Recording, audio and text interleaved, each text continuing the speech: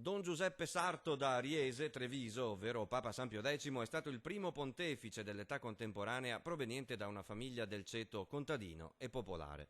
Fu Papa per 11 anni, dall'agosto 1903 al 20 agosto 1914, giorno della sua morte.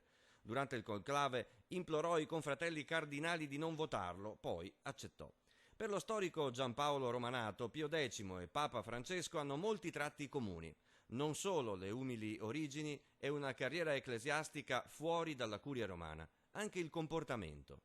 La semplicità, la modestia, la vita personale quasi monastica, il rifiuto della pompa ecclesiastica, la palese diffidenza di entrambi per l'apparato curiale romano, la capacità di entrambi di la reciprocità nei confronti del pubblico, la capacità quindi di avvicinare il pubblico in forma assolutamente semplice. Un papa dal lungo tirocinio parrocchiale, Pio X, seminarista a Padova, cappellano a Tombolo, parroco di Salzano, funzionario di curia a Treviso e poi vescovo di Mantova in decenni di sfruttamento dei contadini, come lo erano i suoi familiari e i suoi paesani.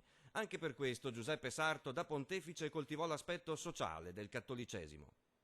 E quindi l'attenzione agli umili, l'attenzione ai poveri, la necessità di venire incontro con la fondazione di iniziative di carattere sociale, cooperative, casse rurali, latterie,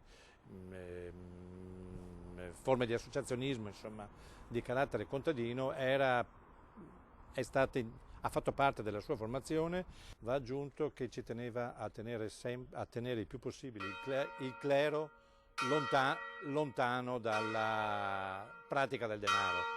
Aveva 68 anni quando venne eletto papa e, come lo era stato da parroco, fu un pontefice instancabile. La riforma della curia romana, il varo del codice di diritto canonico e poi le riforme che riguardarono maggiormente la vita dei fedeli, come il catechismo, la riforma liturgica, l'abbassamento dell'età minima per accedere alla comunione, il rendere l'Eucaristia una pratica frequente, cosa che non era fino al suo pontificato.